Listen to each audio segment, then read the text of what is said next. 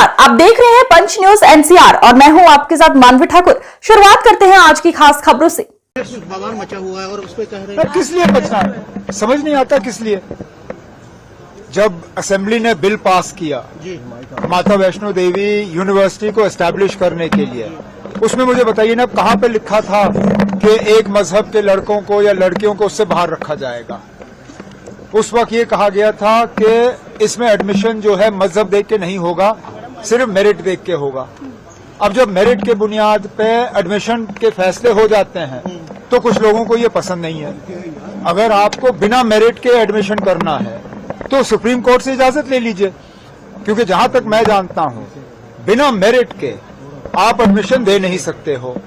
और यहां मेरिट को एक तरफ रख के सिर्फ मजहब देख के जो है एडमिशन के फैसले लिए जा रहे हैं, जो कि कम से कम जहां तक मैं जानता हूं हमारे मुल्क के आईन में इस बात की इजाजत नहीं है।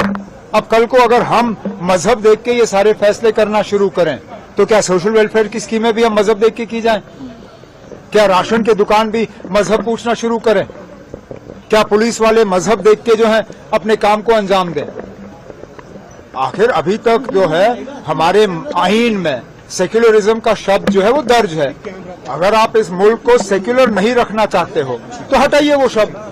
उसके बाद जो आपने करना आप करिए, जो हमने करना होगा वो हम कर लेंगे। लेकिन मैं फिर इस बात को दोहराता हूँ, बीजेपी को शायद अब सुनील शर्मा को आए हुए चंद ही दिन हो गए, उन्हें वो असेंबली का जो एक्ट है वो निकालना चाहिए। वो रिकॉर्ड में होगा, असेंबली के रिकॉर्ड में होगा। एलओपी हैं, असेंबली के सेक्रेटरी से वो रिकॉर्ड मांगे और देखें ना जो बिल पास हुआ है उसमें कहीं पे ये दर्ज हुआ है कि मजहब देख के जो है सीटों का बंटवारा होगा। उसमें सिर्फ और सिर्फ मेरिट के बुनियाद पे सीटों का फैसला होना था इम्तिहान के बाद। अब इन बच्चों का क्या कसूर है अगर मेरिट जो है इम्तिहान में ये आगे आ गए? मेहनत करिए और इम्तिहान पास करिए और एडमिशन हासिल करिए। बिजली का हाइक है, बिजली हाइक पे कोई बिजली हाइक नहीं है ना, कोई बिजली हाइक नहीं है। ये पता नहीं कहां से बात चली है। मैं पावर मिनिस्टर हूं ना, अभी तक इस तरह का कोई फाइल, मेरी दस्तखत तो छोड़िए, इस पे मेरे साथ कोई डिस्कशन भी नहीं हुआ है।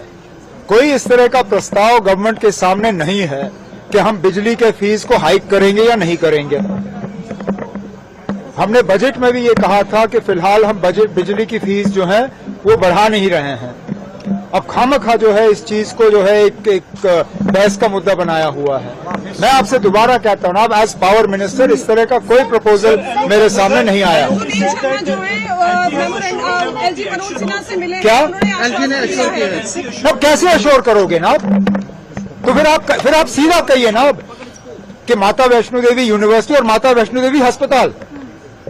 आप यूनिवर्सिटी को अस्पताल से अलग क्यों कर रहे हैं? फिर अस्पताल में भी कहिए ना कि ये माता वैष्णो देवी के चंदे का पैसे का अस्पताल है, इसमें मुसलमानों को या गैर हिंदुओं को इलाज नहीं दिया जाएगा। कहिए हम वहां इलाज कराना बंद करेंगे। अब मैं फिर इस बात पे तो आता हूं ना, अब जब ये जमीन दी गई यूनिवर्सिटी के लिए, जब एक्ट पास हुआ असेंबली में, उसमें बिल्कुल क्लियर है कि मजहब देख के इन सीटों का बंटवारा नहीं होगा, सिर्फ मेरिट देख के होगा। अब मेरिट में अगर कुछ बच्चे पीछे रह गए और कुछ आगे निकले तो ये किसका कसूर है? किसी का नहीं। सीएम साहब, ई ऑक्शन पर क्या कहेंगे? तो अच्छी बात है, ये 7 ब्लॉक्स हैं, ई ऑक्शन किया जा रहा है इनका। और मैं जैसे मैंने अपनी तकरीर में कहा, ये ब्लॉक्स किसी के हवाले नहीं किए जा रहे हैं, मरकज पे इनका कंट्रोल नहीं होगा। Ministry of mines, government of India हमारी मदद कर रही है ताकि ट्रांसपेरेंट तरीके से ये अलॉट हो जाए, इनमें माइनिंग का काम शुरू हो जाए। और लाइमस्टोन जो है वो सीमेंट के लिए एक बहुत जरूरी रॉ मटेरियल बनता है। कोशिश की जाएगी कि न सिर्फ वहां माइनिंग हो, बल्कि अगर एक आध वहां सीमेंट इंडस्ट्री भी लगे तो वहां पे जो बेरोजगारी है उस बेरोजगारी को थोड़ा हम कम कर पाएंगे।